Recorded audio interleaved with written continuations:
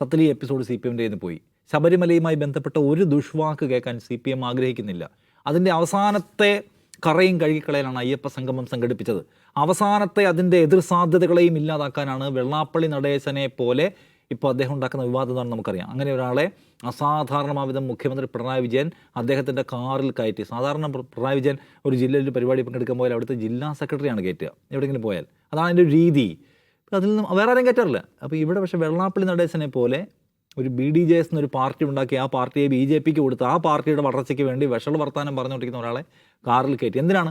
ശബരിമലയുമായി ബന്ധപ്പെട്ട എന്തെങ്കിലും പ്രശ്നങ്ങൾ ഞങ്ങൾക്കെതിരായിട്ടുണ്ടെങ്കിൽ പൂർണ്ണമായും അതെല്ലാം വൈപ്പ് ചെയ്യുന്നതിൻ്റെ ഭാഗമായിട്ടാണ്. അപ്പോൾ CPM ഒരു നിലയ്ക്കും ശബരിമലയുമായി ബന്ധപ്പെട്ട ഒരു പ്രശ്നം ആഗ്രഹിക്കുന്നില്ല എന്നിരിക്കെ ഇങ്ങനെയൊന്ന് വരികയാണ്. അവരുടെ കൺട്രോളിലായിരുന്നു എന്ന് കരുതുക. സർക്കാരിൻ്റെ കൺട്രോളിലായിരുന്നു അന്വേഷണമെങ്കിൽ ഒരിക്കലും ഇത് പത്മകുമാറിൽ വരില്ല, വാസുവിലും വരില്ല. അതിന് മുമ്പ് അവരത് അടയ്ക്കും. പക്ഷേ ഇത് കോടതി ചെല്ലുമ്പോൾ ഓരോ തവണയും കോടതി ഓരോ മൊഴിയും വിവരങ്ങളും അന്വേഷണവും വിവരവിശദാംശങ്ങളും എടുത്ത് വെച്ച് ചോദിക്കും. ഇത് അപ്പുറത്തേക്ക് പോകാമായിരുന്നല്ലോ, അപ്പുറത്ത് ആളുണ്ടല്ലോ. അത് മനസ്സിലാക്കിയിട്ടാണ് SIT ഒരു കോംപ്രമൈസും ഇല്ലാതെ അന്വേഷിക്കുന്നത്. അത് സർക്കാരിൻ്റെ ഒരു കണിശമായ നിർദ്ദേശത്തിൻ്റെ അടിസ്ഥാനത്തിൽ കണ്ടോ, ഏത് കുഴപ്പക്കാരനെയും പൂട്ടാൻ ഞങ്ങൾക്കൊരു മടിയില്ല, അത്രയും തുറന്ന അന്വേഷണമാണ് ഞങ്ങൾ പ്രഖ്യാപിക്കുന്നത് ഇവർ അവകാശപ്പെടും. അത് ഇവരുടെ ഒരു മിടുക്കല്ല, അത് ഹൈക്കോടതിയുടെ നിരീക്ഷണമുണ്ട് എന്നതുകൊണ്ട് മാത്രം നടക്കുന്ന ഒരു കാര്യമാണ്. അല്ലെ അത് മുന്നോട്ട് പോകും? ഒരിക്കലും പോവില്ല.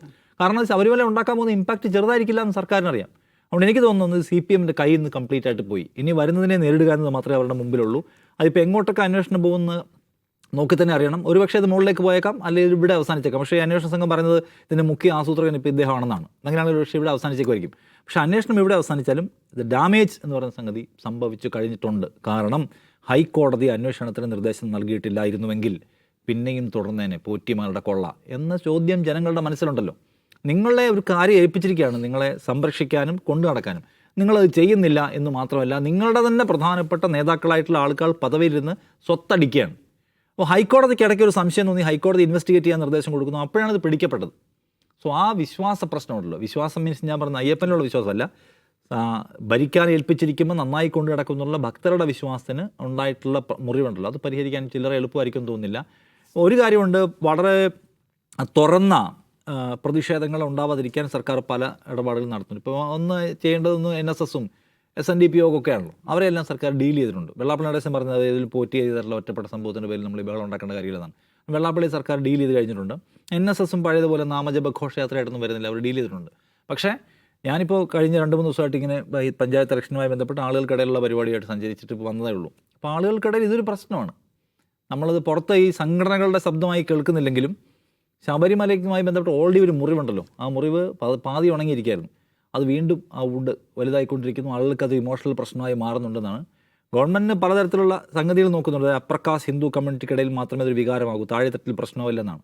താഴെത്തട്ടിലാണ്, പക്ഷേ CPMൻ്റെ കോർ ബാങ്കിലാണ് പ്രശ്നം ഉണ്ടായിക്കൊണ്ടിരിക്കുന്നത്, നമ്മൾ കണ്ടുകൊണ്ടിരിക്കുകയാണ്. അത് ഡീൽ ചെയ്യാനാണ് വെള്ളാപ്പള്ളി ഇപ്പോൾ അവർ അഡ്രസ്സ് ചെയ്തുകൊണ്ടിരിക്കുന്നത്.